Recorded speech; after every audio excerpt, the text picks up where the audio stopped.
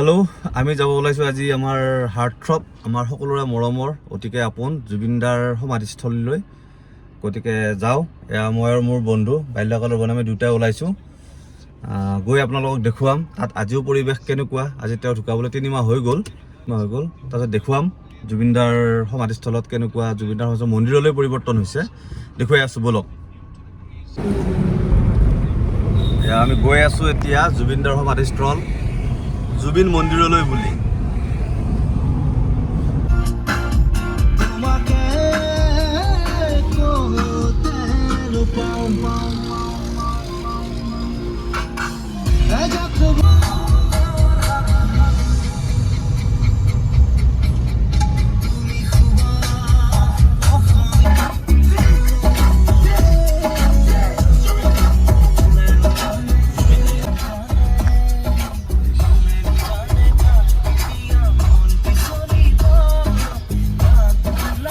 এয়া অৱশেষত আমি জুবিনদাৰ সমাধিস্থল পাই গ'লোঁ আহি।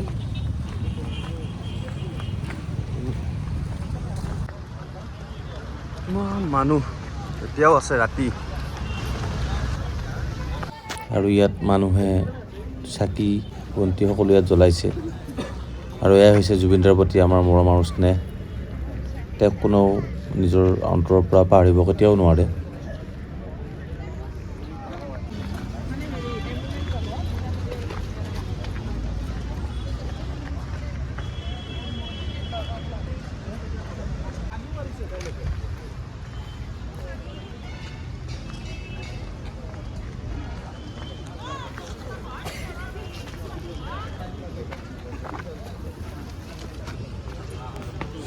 আৰু এয়া হৈছে তেওঁৰ চিতা য'ত দিয়া হৈছিলে, য'ত সৎকাৰ কৰা হৈছিলে চিতাখন, তাতে নতুনকৈ ঘৰ বনাই আছে।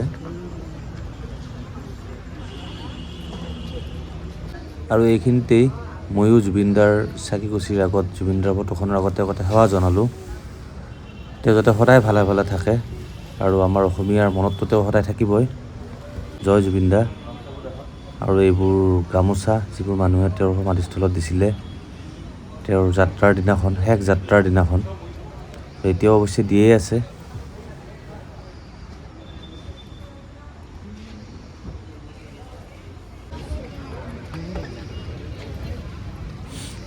এইফালে আকৌ জুবিনদাৰ বজোৱা আৰু পিন্ধোৱা সামগ্ৰী কিছুমান ৰখা হৈছে মানুহে চোৱাৰ কাৰণে।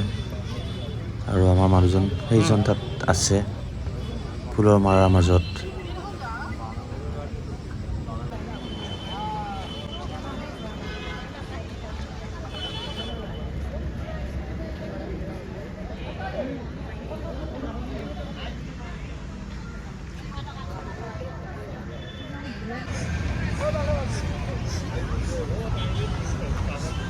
আৰু দেখিলে নহয়, আমি এতিয়া জুবিনদাৰ সমাধিস্থলী পালোঁ আহি।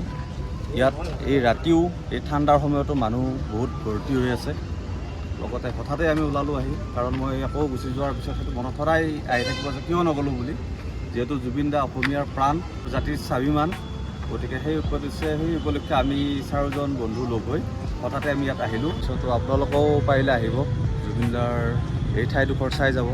আমি অসমীয়াৰ এখন পূৰ্ণভূমি, আৰু ইয়াত গৈ দিব পাই নিজকে বহুত আনন্দিত মানিছোঁ, আৰু বহুত লাকি অনুভৱ কৰিছোঁ এই মাটিখিনিত ভৰি দিব পাই। আপোনালোক আহক আৰু জুবিনদাৰ এই ভিডিঅ'টো চাওক। সকলোৰে এটাই অনুৰোধ, যাতে জুবিনদাই অতি সোনকালে ন্যায় পায়।